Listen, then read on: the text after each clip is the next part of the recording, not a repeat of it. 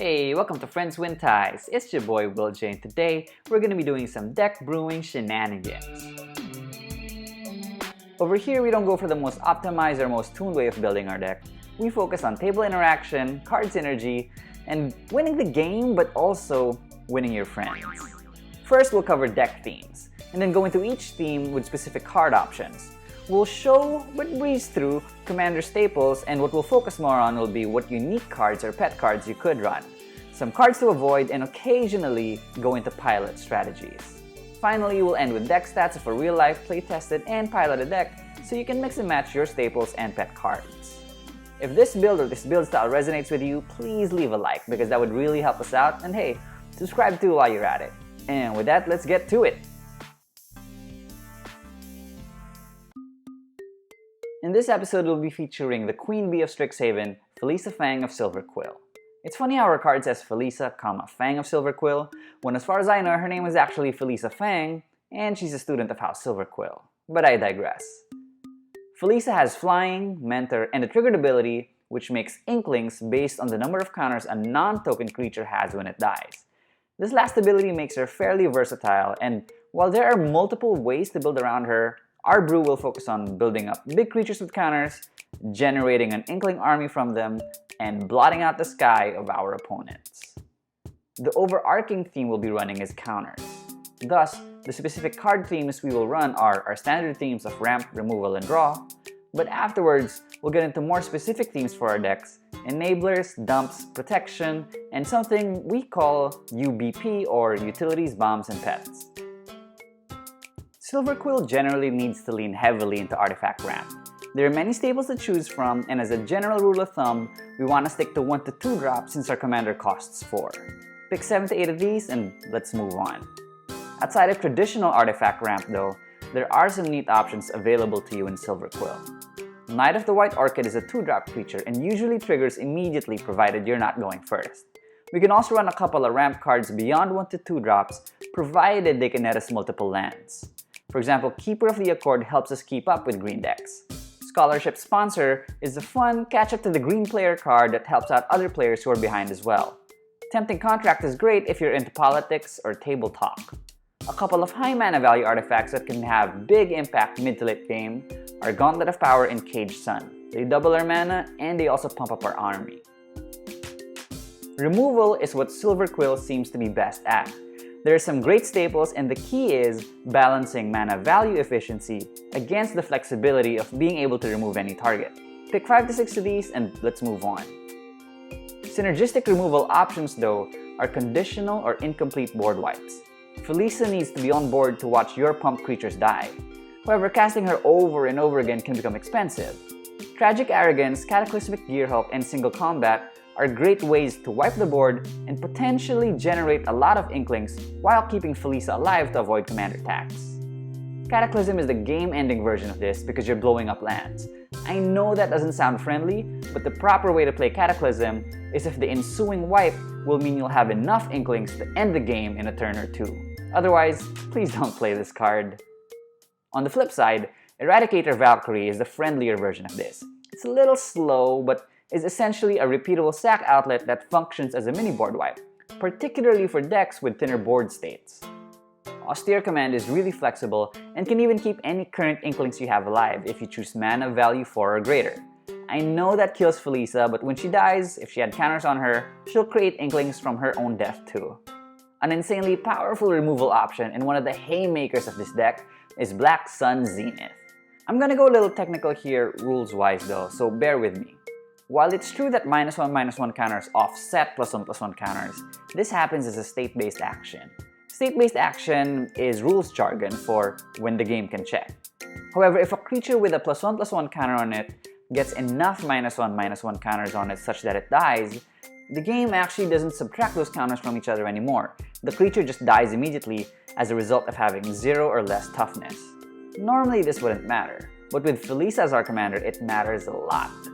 If a star pupil, who normally has 1 +1/+1 counter on it, dies to a Black Sun Zenith where X equals 2, if Felisa is on the board, that actually makes you 3 Inklings. 1 Inkling from the +1/+1 counter, and 2 additional Inklings from the -1/-1 counters that killed it.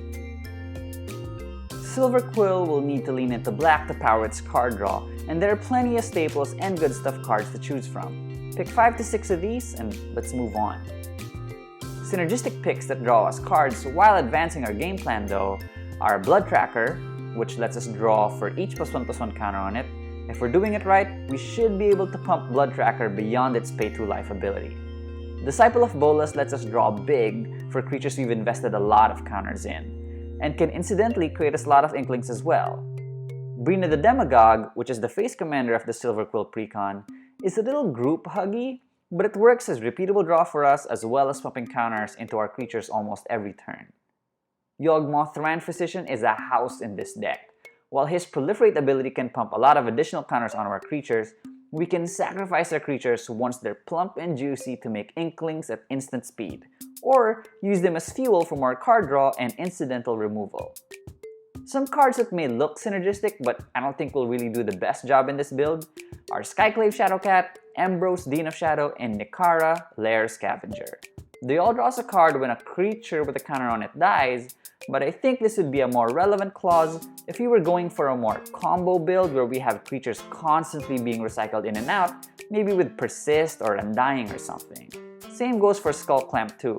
As crazy as it sounds, I don't think Skull Clamp is an auto-include because we won't be generating a lot of fodder throughout the course of the game. Our Inklings are more of our finishers rather than creatures that just bridge us throughout the game. We want cards that can consistently and repeatedly give us +1/+1 counters rather than going for sorceries, instants, or ETB effects. Nils, Discipline Enforcer, Basri Kit, and Luminarch Aspirant all give us one +1/+1 counter during our turn, and they can do it on the same turn they hit the board. Citadel Siege is a 4-mana value enchantment that doubles that rate. What's great about these cards is that after playing them, we won't need to spend mana to keep using their ability. Mikaeus the Lunarch, Felidar Retreat, Shadrick Silverquill, and Victory's Envoy are cards that pump our entire board, which usually nets us more than one +1/+1 counter on our turn. The downside is that beyond Shadrick's, you usually need to wait a turn before these cards trigger. Feast on the Fallen is a janky card with a lot of potential that can net us a counter on each upkeep, while Heliod Suncrowned is a more obviously powerful card that can also net multiple counters in a turn cycle, with the main downside being that it will likely cost us mana to power his ability. There are some cards though that may look powerful, but I honestly don't think put in much work. Shaylee, Dean of Radiance, can't activate their ability the same turn you play them, and because it's a tap ability, only triggers once per turn cycle. Anafen's Kin Tree Spirit is a powerful combo piece and can be a killer in a deck that relies more on things like Persist and the like, but it likely won't trigger much in this current build. Necropolis Regent has a pretty high cost at 6, and it only triggers if you're able to deal combat damage. It's more of a win more card that can end games quickly when it works, but has minimal impact on the game otherwise. Finally, Anthems. While Anthems add up, they aren't adding counters to our creatures, and they also fall more under the win more category as well. With counters enablers in our decks, we need creatures to be able to dump these counters on. What makes for a good dump? I'll split our options into 4 different packages, and from there, we can mix and match based on what's available in our collection. The ideal though is to have a healthy mix of all these packages in your deck for versatility. The first package is comprised of creatures that are hard to remove. Creatures like Yahenni, Pitiless Pontiff, and Adanto Vanguard all have Indestructible, while creatures like Rhyme-Bound Dead, Will-O-the-Wisp, Dutiful Thrall, and Scavenging Ghoul all have Regenerate. These creatures survive most targeted removals and board wipes, which gives us a chance to set up properly before exploding them into an army of Inklings. The second package revolves around creatures who come in ready. Extra-cast creatures such as Endless One, Stonecoil Serpent, Yugen's Conjurant, and Shifting Wall enter the battlefield as threats based on how much mana is dumped into them, while creatures like Selfless Squire, Custody, Soulbinders, and Blood-Crazed Paladin are more conditional but can also come in with a ton of counters. The third package is the Modular package. Like the name says, creatures with Modular such as Arcbound Worker, Arcbound Slith, Arcbound Stinger, and Scrapyard Recombiner can pass around their counters after they die, giving us double value for each +1/+1 counter we invest on them. Strixhaven also gave us Star Pupil and the Snake Jazz Spiteful Squad. Lastly, the fourth package are creatures who help themselves. While we have our enabler engines, it's also important we have creatures like Carrion Feeder and Vishkal Blood Arbiter who have the ability to grow themselves. Nightshade Harvester, Sunscorched Regent, Elenda the Dusk Rose, Malakir Cullblade, and Unruly Mob can steadily grow their counters too, provided certain conditions are met.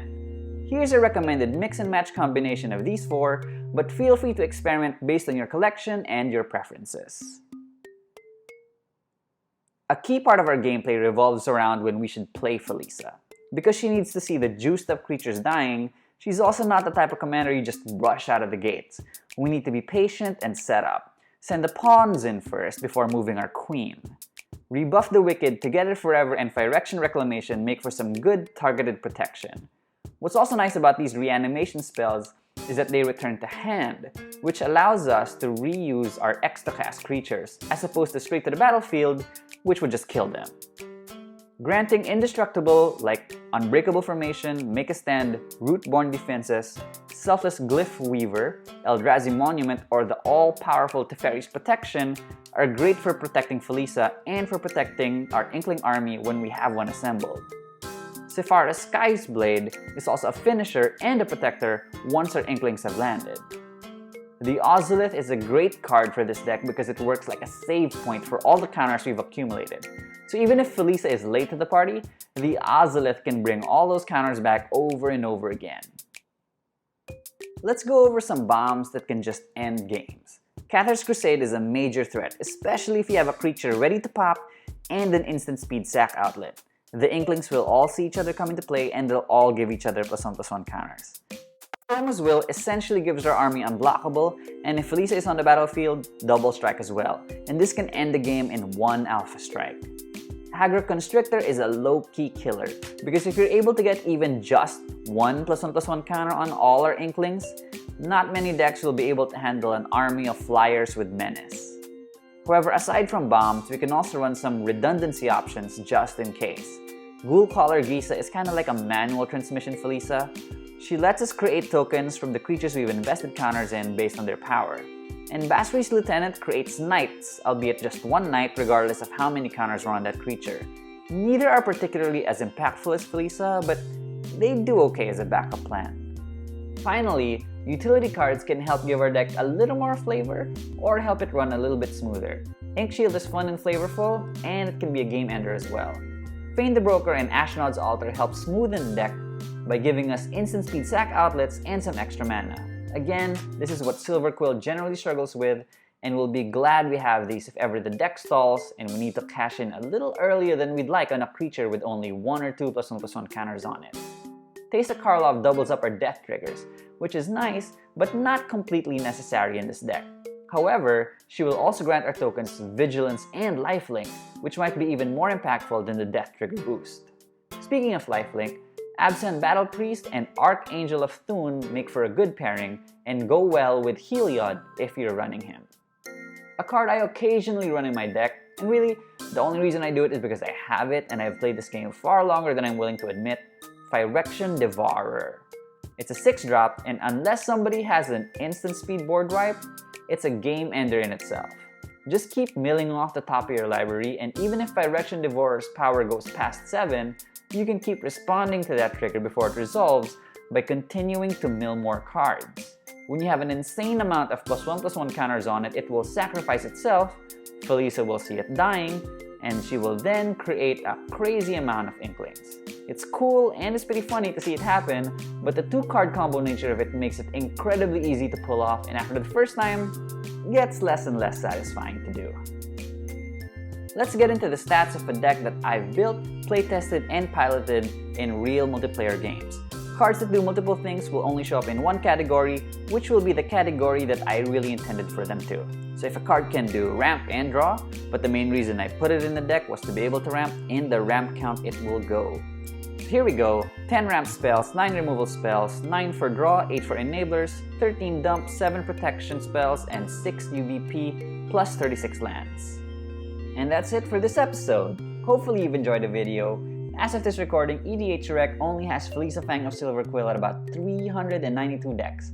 Decent number, sure, but I think she deserves to have a higher count. There are definitely more powerful ways of building her, especially if you lean heavier into the aristocrat theme or infinite loops, But I find piloting this version makes for fun table talk, complex political situations, and either makes you feel like you're constantly a threat or you're about to be a threat. If this build or this build style resonated with you, let us know by tapping that like button. It'll really help us out. Leave a comment down below. And for more content, please subscribe and we'll try to give you more playtested build geared towards interaction, synergy, and yeah, winning the game, but more importantly, winning over some friends. Until next time, see ya pals!